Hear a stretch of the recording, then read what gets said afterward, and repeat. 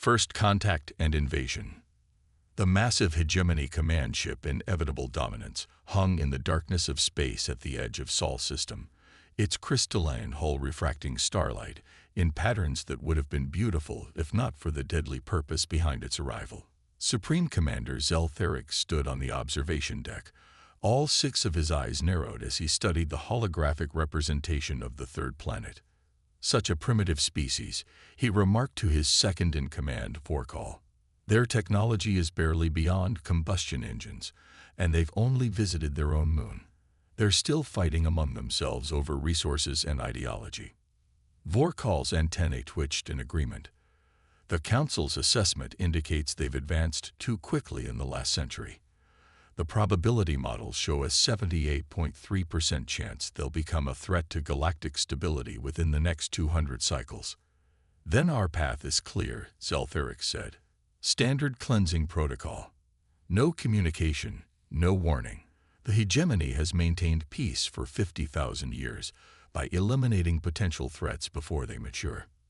The invasion fleet deployed with military precision. 5,000 ships emerging from fold space directly in Earth's orbit, bypassing the primitive detection systems humans had established. The first plasma bombardments targeted military installations, power grids, and communication centers across the planet. From Shanghai to New York, from Moscow to Rio de Janeiro, the sky rained fire as antimatter weapons detonated with devastating efficiency. Within the first hour, humanity lost 30% of its military capabilities, and 15 major cities lay in ruins. The aliens expected surrender within days, if not hours. They had performed this operation on 17 other developing civilizations, and the pattern was always the same: shock, disorganization, then capitulation. The hegemony's efficiency was legendary, their tactics perfected over millennia. They were entirely unprepared for what happened next. In the underground command center beneath the Rocky Mountains, what remained of Earth's military leadership gathered to coordinate a response. General Elena Vasquez, blood still trickling from a cut on her forehead, assessed the situation with grim determination. "What do we know about their weapons and defenses?" she asked. Colonel Takahashi, representing what was left of Japan's self-defense force, pulled up footage of an alien ship that had been damaged during the initial attack. Their hull technology appears to use some form of crystalline structure. Conventional weapons barely scratched them, but we've observed something interesting. When Lieutenant Chen's fighter squadron hit one with multiple missiles simultaneously, the ship's hull failed catastrophically. They don't expect concentrated firepower, General Vasquez realized. They're used to overwhelming technologically inferior enemies. They expect us to attack individual targets with our most powerful weapons. Within 3 hours, humanity had developed its first counter-strategy. Instead of firing intercontinental ballistic missiles at separate ships, they targeted single vessels with dozens of smaller weapons. The crystalline hulls, designed to disperse energy from powerful single impacts, shattered under the barrage of multiple simultaneous strikes. Zeltherix could not comprehend the tactical display before him. How have they lost 27 ships already? Their weapons are primitive, he demanded. They're adapting, Vorkal replied, mandibles clicking in agitation. They've identified a weakness in our hull design and modified their attack patterns accordingly. We've never seen a species respond so quickly. They're still using chemical propellants and nuclear fission. Zeltherix dismissed. Deploy the ground forces. Their resistance will crumble when they face our soldiers directly. The hegemony's confidence continued as Drak ships descended through Earth's atmosphere, deploying legions of armored soldiers with energy weapons that could disintegrate humans with a single shot. The invaders expected to face disorganized resistance, perhaps desperate civilians with improvised weapons or military units still reeling from the orbital bombardment. Instead, they encountered an entirely different kind of warfare. In the ruins of London, alien soldiers moved in perfect formation down Oxford Street, only to be ambushed by civilians and military personnel using guerrilla tactics. In Mumbai, Invaders found their energy weapons mysteriously malfunctioning as they entered certain districts. In Chicago, alien communication systems experienced inexplicable interference, leaving units isolated and vulnerable. 7 days into the invasion, Dr. Sofia Rodriguez led a team of scientists examining captured alien technology in a hastily established research facility beneath the Sahara Desert. Governments worldwide had ordered their top minds to drop everything and focus on understanding the invaders' capabilities. Their technology isn't actually that far beyond ours in fundamental principles, Dr. Rodriguez explained to the assembled military officers. They've refined and perfected their approach, but they've become specialized, almost rigid. There's minimal redundancy in their systems because they've never needed it. They expect everything to work perfectly the first time. And that's their weakness, added Dr. Kwame, who had been examining alien communication devices. They've evolved their technology along a single path of efficiency. We humans have thousands of competing technologies, backup systems, alternative approaches. We're messy, but adaptable. Within 2 weeks, the first reverse-engineered alien weapons were deployed to Special Forces units worldwide. The aliens had expected to face 20th-century technology. Instead, they found themselves confronted by their own weapons, modified in ways they hadn't considered.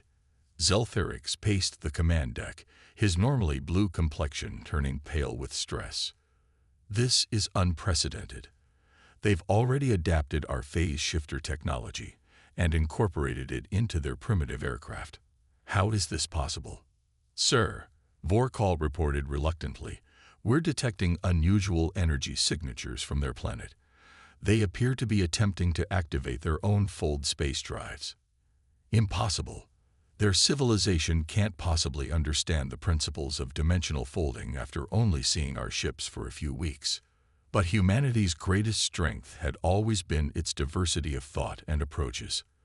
While the hegemony had evolved a single perfect solution for each technological challenge, humans had developed countless imperfect ones. When exposed to alien technology, scientists worldwide approached it from thousands of different perspectives simultaneously, each building on the other's insights. In Washington, D.C., President Maya Chen addressed what remained of the United Nations via a secure quantum-entangled communication network reverse-engineered from captured alien tech. For the first time in human history, we stand truly united, she declared, her voice firm despite the destruction visible through the broken windows behind her. National borders mean nothing when our species faces extinction. We will share all resources, all technology, all personnel. Today, we are not Americans or Russians, not Chinese or Nigerians or Brazilians. Today, we are humans, and we will show these invaders exactly what that means. 1 month into what should have been a routine cleansing operation, the hegemony had lost over 500 ships and thousands of ground troops. Human resistance grew stronger each day as they incorporated more alien technology into their defenses. The invaders who had expected an easy victory found themselves fighting for survival against a species that refused to surrender, that adapted with terrifying speed, and that seemed to thrive in the chaos of warfare. As the first human ships equipped with reverse-engineered fold space drives prepared to launch a counterattack, Zeltherix made the most difficult decision of his 600-year life. He sent an emergency communication to the Hegemony Council, requesting immediate reinforcements. This species is unlike any we have encountered before. They do not break under pressure. They become stronger. They do not fear the unknown. They dissect it and turn it against us. I fear we have made a grave miscalculation in attacking this world. The Council's response was delayed by light years, but when it came, it sent shockwaves through the invasion fleet. Withdraw immediately. Full retreat authorized. The species designated human is now categorized as Omega-level threat. Containment rather than cleansing is now the protocol. But it was already too late for a simple withdrawal. Humanity had tasted its potential and glimpsed the stars. The ultimate mistake had been made, and the galaxy would never be the same. The counterattack. Captain Sarah Chen of the newly commissioned Earth vessel Resilience felt a surge of pride as she gazed at her crew, a mixture of nationalities and backgrounds that would have been unthinkable before the invasion. Her executive officer was Russian, her chief engineer Nigerian, her tactical officer Indian, and her science team represented 12 different countries. This diversity, once seen as humanity's weakness, had proven to be their salvation. "Fold space drive charged and stable," reported Chief Engineer Adebayo. "All systems nominal." "Tactical status of our weapon systems?" Sarah asked. "Modified phase cannons online. Quantum torpedoes armed and ready," Lieutenant Sharma replied. "The adaptations Dr. Rodriguez implemented should penetrate their crystalline hulls even more effectively than our previous attempts. Communications, is the rest of the fleet ready?" "All 20 ships reporting ready, Captain." Admiral Takahashi gives the go signal. Sarah took a deep breath. Just 6 weeks ago, she had been a commercial airline pilot. Now she commanded a warship built from a combination of human ingenuity and reverse-engineered alien technology. The Resilience and its sister ships represented the fastest technological leap in human history. "Initiate fold space jump," she ordered. "Take us to the designated coordinates." The stars blurred around them as the ship tore through the fabric of space-time, emerging moments later amid the hegemony's retreating fleet near Jupiter's orbit. The element of surprise was total. The aliens never expected humans to master fold space technology so quickly. On the hegemony command ship, alarms blared as sensors detected the human vessels materializing among their forces. "Impossible," Zelthurix roared. "They can't have mastered dimensional folding already." "Sir, they've done more than that," Vorkal reported, his voice shaking. "Their weapons, they've modified our phase cannon technology. They're not just copying our designs. They're improving them." The human fleet struck with devastating precision, targeting the weak points in the hegemony ships that Dr. Rodriguez's team had identified. The crystalline hulls, once thought impervious to primitive human weapons, shattered under the assault of quantum torpedoes specifically calibrated to their resonance frequency. Across Earth, humans watched the battle through reverse-engineered alien communication systems. For the first time since the invasion began, hope blossomed. The seemingly invincible conquerors were on the defensive, their perfect formations broken, their technological superiority no longer absolute. In Geneva, what remained of the world's governments had formed the United Earth Defense Council. Representatives from every nation worked together with unprecedented cooperation, pooling resources and knowledge to coordinate the counteroffensive. Dr. Sofia Rodriguez presented her latest findings to the Council. "We've not only reverse-engineered their technology, we've identified fundamental flaws in their approach. The hegemony has been the dominant force in the galaxy for so long that they've stopped innovating. Their technology is refined to perfection, but it follows predictable patterns." "And we're anything but predictable," added General Vasquez with a grim smile. "Exactly," Sofia nodded. "While they perfect a single solution, we develop dozens of alternatives. Our adaptability makes us inherently unpredictable to them. Their tactical systems are designed to counter known technologies and strategies, not the chaotic innovation that comes naturally to us." In orbit around Jupiter, the battle raged. The human fleet, though outnumbered, fought with a ferocity and creativity that confounded the hegemony's battle computers. Ships would work in concert, then suddenly break formation to execute maneuvers that seemed suicidal, until they resulted in devastating damage to enemy vessels. Captain Chen watched as her tactical officer implemented a strategy developed by a 16-year-old gamer from South Korea, using the fold space drives for micro-jumps within the battlefield, appearing momentarily behind enemy vessels to fire before jumping away. The hegemony ships, with their perfect formations and textbook responses, couldn't adapt to tactics their battle simulations had never contemplated. "They're falling back," Lieutenant Sharma reported.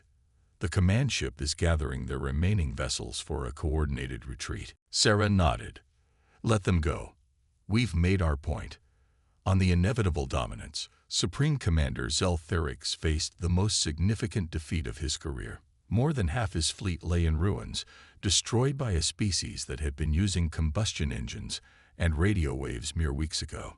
"Send the signal to all remaining ships," he ordered, his voice heavy with defeat. "Full retreat. We return to hegemony space immediately."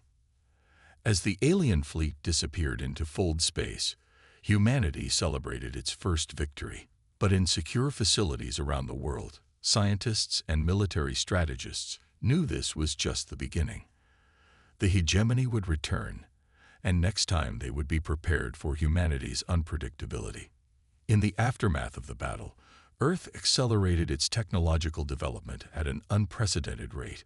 The reverse-engineered alien technology sparked innovations across every field of science. Within months, fusion reactors based on hegemony designs provided clean energy to cities rebuilding from the invasion. Medical technology advanced decades overnight as researchers applied alien cellular manipulation techniques to healing. Quantum communication networks replaced the internet, connecting the world without delay regardless of distance. 6 months after the invasion began, humanity launched its first diplomatic vessel. The Unity, larger and more advanced than even the Resilience, carried representatives from every nation on Earth. Its mission: to seek out other civilizations that had survived hegemony cleansing attempts, to build alliances, and to establish humanity's place among the stars. The Hegemony Council, meeting in their citadel at the Galactic Core, faced an unprecedented crisis. For 50,000 years, they had maintained peace through controlled development and preventive cleansing. Now, a species had not only survived their attempt, but had driven them back and was rapidly advancing toward becoming a major galactic power. "We must assemble the Grand Fleet," insisted Counselor Dresmekor. "Bring overwhelming force against Earth before they advance further." "The models suggest this would fail," countered Counselor Tinvos. "Their rate of adaptation increases under pressure. A larger attack would only accelerate their development." "Then what do you propose?" asked the High Counselor, their ancient eyes troubled. "Something we have not done in 30,000 years, Tinvos answered. "We must negotiate." The Unity was exploring an uninhabited star system when the Hegemony diplomatic vessel appeared. Captain Miguel Santos, commanding Earth's first diplomatic mission, ordered battle stations before a transmission came through. "Vessel of Earth, this is Envoy Tinvos of the Galactic Hegemony Council. We come under terms of peace to discuss humanity's place in the galactic community." The bridge crew exchanged glances of disbelief. After attempting to exterminate their species, the Hegemony now wanted to talk. "This could be a trap," warned his tactical officer. "Or it could be the greatest opportunity in human history," Miguel replied. "Open a channel." The face that appeared on the view screen was alien yet expressive enough for Miguel to recognize anxiety in its features. "Envoy Tinvos, this is Captain Miguel Santos of Earth Vessel Unity. We are prepared to hear what you have to say. But know this: humanity will never submit to extermination or control. We come in peace, but we will defend ourselves with all necessary force." "We understand," the alien responded. "The Hegemony Council has recognized its error in judgment regarding your species. We would like to propose a new relationship, one of mutual respect and exchange." 2 years after the invasion that was meant to eradicate humanity, representatives from Earth sat at the Hegemony Council for the first time. The terms of the agreement acknowledged humanity's right to develop without interference and establish trade relationships with the 27 civilizations under hegemony protection. In private, Counselor Tinvos admitted to the human delegation what the hegemony had realized too late. "In 50,000 years of maintaining galactic peace, we forgot that true strength comes from diversity of thought and approach. While we perfected a single path, you explored thousands simultaneously. Your chaotic innovation, once seen as dangerous, may be exactly what the galaxy needs." As humanity expanded to the stars, establishing colonies and forging alliances, The phrase, "the ultimate mistake," entered the lexicon of multiple civilizations. It referred to the hegemony's disastrous decision to attack Earth, a decision that ultimately transformed not just human destiny, but the future of the entire galaxy. For the first time in millennia, the stars themselves seemed full of infinite possibilities.